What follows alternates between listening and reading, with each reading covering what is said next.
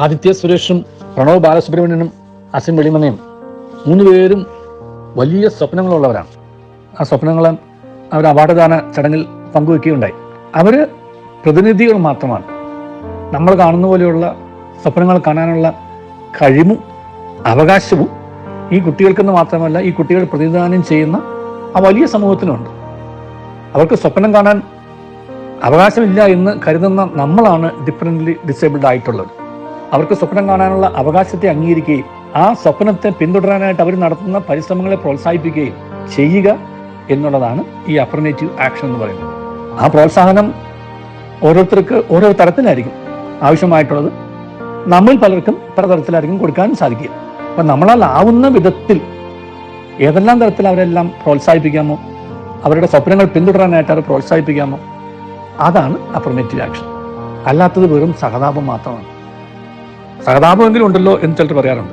യാതൊരു കാര്യമില്ല. അത് സമൂഹത്തിൻ്റെ കപടമുഖമാണ് സഹതാപം എന്ന് പറയുന്നത്. അഫർമേറ്റീവ് ആക്ഷനാണ് മാനവികതയുടെ ലക്ഷ്യം. അപ്പം പ്രണവ് പറയായിരുന്നു, പ്രണവിന് നാട് മുതൽ ഡൽഹിയിൽ പ്രധാനമന്ത്രിയുടെ വസതി വരെ സൈക്കിൾ ചവിട്ടണം. 2 കൈയുമില്ലാതെ എങ്ങനെ സൈക്കിൾ ചവിട്ടും എന്നുള്ള ചോദ്യമുണ്ട്. അദ്ദേഹം എങ്ങനെയാണ് സൈക്കിൾ ചവിട്ടുന്നത് എന്നത് കാണിച്ചു തന്നു. ഹാൻഡിൽ നിയന്ത്രിക്കുന്ന കഴുത്തുകൊണ്ടാണ്. ആദിത്യക്ക് നല്ലൊരു പാട്ടുകാരനാവണം. മനോഹരമായ സെമി ക്ലാസിക് പാട്ട് മകൻ ആലപിക്കുകയുണ്ടായി. അസീമനാണെങ്കിൽ എവറസ്റ്റ് കയറണം. അപ്പോൾ എന്തുകൊണ്ടാണ് ഈ എവറസ്റ്റ് കയറണം എന്നുള്ള സ്വപ്നം എന്ന് ചോദിച്ചു. അപ്പം ഞങ്ങളെപ്പോലെയുള്ള അംഗപരിമിതർക്ക് അവർക്ക് വേണ്ടിയിട്ടാണ് ഞാൻ ചെയ്യുന്നത്. ആ മകനാണ് ഈ പെരിയാർ നദി നീന്തി കിടന്നത്. 2 കൈകളില്ല, ഒരു കാല് ആർട്ടിഫിഷ്യൽ ലിംബ് കൊണ്ടാണ് മുട്ടിന് താഴെയുള്ള ഭാഗം തന്നെ ക്രമീകരിച്ചിരിക്കുന്നത്. എന്നാലും അസീമിൻ്റെ ഉള്ളിലുള്ള ആ ഒരു അതിജീവനത്തിനുള്ള ആ ഒരു വലിയ ഒരു ഊർജം നമ്മയൊക്കെ അമ്പരപ്പിക്കുന്നതാണ്. നമ്മുടെ ആരുടെയും സഹതാപം ഇവർക്ക് ആർക്കും ആവശ്യമില്ല.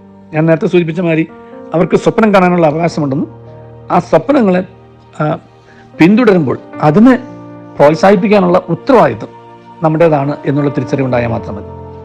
അങ്ങനെ ചെയ്യുമ്പോൾ വലിയ വ്യത്യാസം സമൂഹത്തിലുണ്ടാവും. നമുക്കൊരു ഇൻക്ലൂസീവ് കൾച്ചർ ഉണ്ടാവും. എല്ലാവരെയും ഉൾക്കൊള്ളിക്കുന്ന സംസ്കാരം. ആരെയും പുറന്തള്ളുന്നില്ല. കാരണം ആരും വേണ്ടാത്തവരല്ല, എല്ലാവരും വേണ്ടപ്പെട്ടവരാണ്. ഒന്നിനും കൊള്ളാത്തവരായി ആരുമില്ല. എന്തെങ്കിലുമൊക്കെ കൊള്ളുന്നവരായി, എന്തിനെങ്കിലുമൊക്കെ കൊള്ളാവുന്നവരായി മാത്രമേ ഈ സമൂഹത്തിൽ ദൈവം സൃഷ്ടിച്ചിട്ടുള്ളൂ. അപ്പം അങ്ങനെയുള്ള ആ നന്മയെ കാണുക എന്നുള്ളതാണ്, ആ നന്മയാണ് അവരുടെ സ്പെഷ്യൽ എബിലിറ്റി എന്ന് പറയുന്നത്. നമ്മുടെ ഡിഫറെൻറ്റ് ഡിസബിലിറ്റി എന്ന് പറയുന്നത് അത് കാണാനുള്ള ഉൾക്കണ്ണ് നമുക്കില്ലാതെ പോകുന്നു എന്നുള്ളതാണ്. അതുകൊണ്ട് അങ്ങനെയുള്ള ഒരു സമൂഹത്തെ, ഏതെല്ലാം തരത്തിലുള്ള സമൂഹത്തിൽ പാർശ്വവൽക്കരണം, അതായത് പിന്നാമ്പുറങ്ങളിലേക്ക് തള്ളപ്പെടുന്ന അവസ്ഥ നമ്മൾ കാണുന്നുണ്ടോ, അങ്ങനെയുള്ളവരെ നമുക്ക് ഈ സമൂഹത്തിൻ്റെ മുഖ്യധാരയിലേക്ക് കൊണ്ടുവരാൻ പാകത്തിന് അവരോട് ചേർന്ന് നിൽക്കാനും അവരെ ചേർത്ത് നിർത്താനും കഴിയുന്ന ഒരു അഫർമേറ്റീവ് ആക്ഷനിലേക്ക് നമുക്ക് കടന്നു വരാൻ കഴിയട്ടെ. അപ്പോൾ നമ്മൾ അനുഗ്രഹിക്കപ്പെട്ടവരായിട്ട് മാറും. ദൈവം നമ്മെ അനുഗ്രഹിക്കട്ടെ. നല്ലൊരു ദിവസം എല്ലാവർക്കും നേരുന്നു.